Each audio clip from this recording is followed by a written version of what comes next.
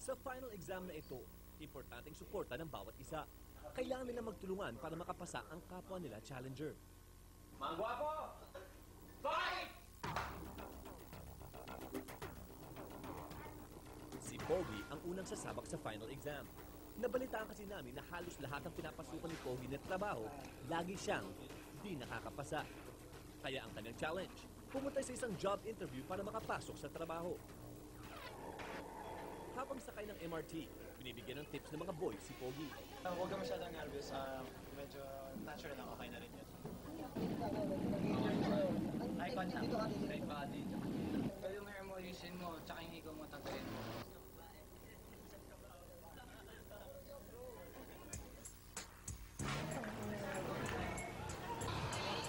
Good evening po, Miss Trinidad. Milan.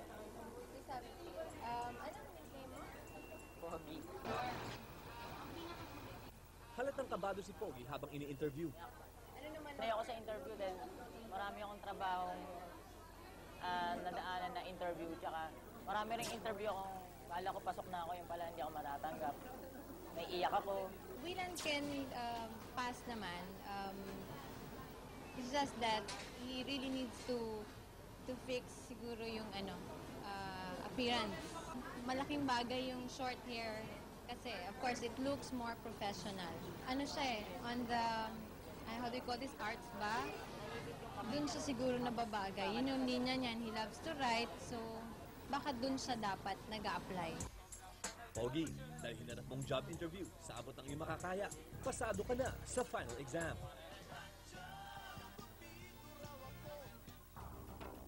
Okay, Marvin. Malapit na tayo sa pupuntahan natin.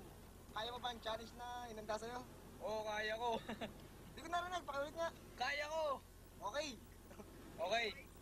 Oh, mga guys. Ano ba yan? Hindi niyo pa bibigyan ng moral support si Marvin? Marvin! Kaya mo yan! Para sa challenge ni Malvin, dinala namin siya sa taping ng Narito Ang Puso Ko. Nabalitaan kasi namin gusto niyang mag-artista, pero may pagkamahiyain naman siya.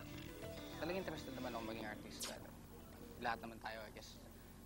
Gusto natin maging artista dahil gusto natin maging sikat. Ito na yung script ko. Ako yung judge, oh. Konting lines lang, but mukhang ano eh. Kaya mo yan, bro. First time ni Malvin ang arte sa harap ng kamera at si Carmina Villaruel agad ang kanyang makaka-eksena. Nakakakaba, di ba? Detense ka kahit, diba, 3 lines lang talagang detense ka kasi si Carmina yung hindi naman classmate mo or friend mo talaga, si Carmina. So, pag nagkamali ka, medyo nakakaya talaga. Matapos makilala si Carmina, isinalang na agad sa eksena si Malvin. Kapag bawal magbakil dapat naging midnight snack na ako ngayon. 5, 4, 3, 2, action! Miss Grande, can you please repeat your plea? Guilty, Your Honor. Do you know the consequences of your plea? Yes, Your Honor. Then let this court enter the plea of Avacena Grande as guilty for multiple murder.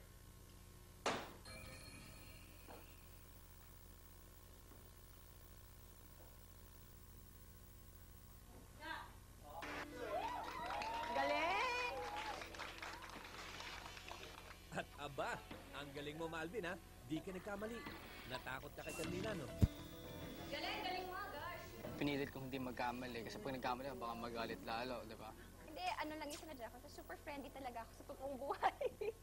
For a beginner, makikita mo talaga may eye contact, alam yung linya, confident, yung ganon. So, okay siya. Okay. I'm happy talaga. Dahil tinulungan ng mga friends ko kanina na mag-rehearse kahit 3 lines, kahit 3 simple lines lang. Di ba? At dahil naka-take 1 ka lang, Malvin, congratulations! Dahil pasado ka din sa final exam. Ay, thank you. Thank Saka you. sure po, yung midnight snack nyo na delay. Okay lang, joke lang yun. Good luck, ha? Good luck. Hope you win. Thanks po. Galing mo, You're so partner. good pala. Nak. Thanks. Si Robin aakyat ng ligaw. Si JR kakanta sa bar. At si Mark haharap ulit sa kanyang ex-girlfriend. Maipasa naman kaya nila ang final exam na ito?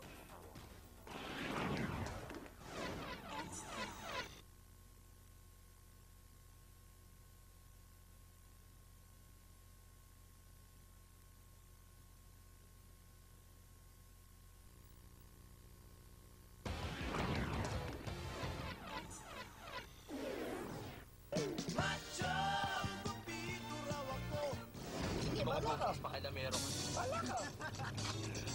Okay. Magaling ka daw kumanta, pero hirap pakichika. Magpa-impress ka ngayon habang kumakanta at i-dedicate ang kanta sa isang babaeng matagal mo na kilala. Yan! Kayang-kaya to. Kaya-kaya, papanis. Sa Smoke Chasers Bar sa Malate namin dinala si JR. Dito siya madalas kumanta. Yun nga lang, kulang siya sa interaction with the audience kasi daw nahihiya siya.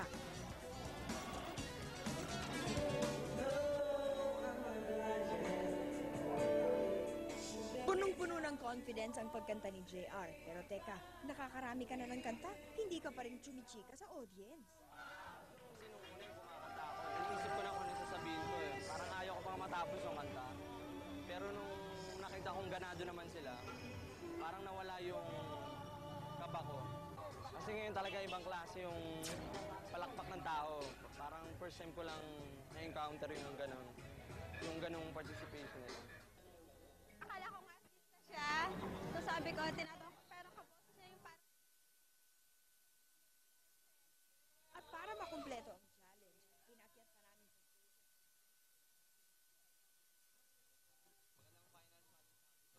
Kasi may lakas ng loob, yung confidence mo, tapos samahan mo pa ng suporta ng mga kaibigan mo, yung mga ka-challenger.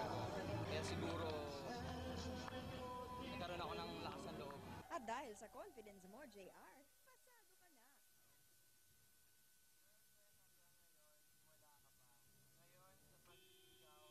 Tingnan natin kung papasa ka. Parang hindi makapaniwala si Robin sa challenge na napunta sa kanya. Pagdating sa bahay ng babaeng sinet up namin para ligawan ni Robin, dinadaan na lang sa biro ng mga boys ang kanilang payo para hindi siya kabahan. Mga tinuro ko sa ito. Lagi mo natin. Alam mo naman yun, mas chick boy ka nga sa amin. Hindi ah. Babae mo sa Hindi ah. Nang lumabas si Gail, halos lahat ng challengers nang hinayang. Sige ah. Sige. Sana, ako na lang nandigaw. Ako hindi pa ako Di ba yun yung ano niya, yung date niyo isang gabi? Si Gail nga nakatira sa Marikina, so medyo may hunch na ako siya. Dito nga si Gail, pero hindi ko syempre hindi ko rin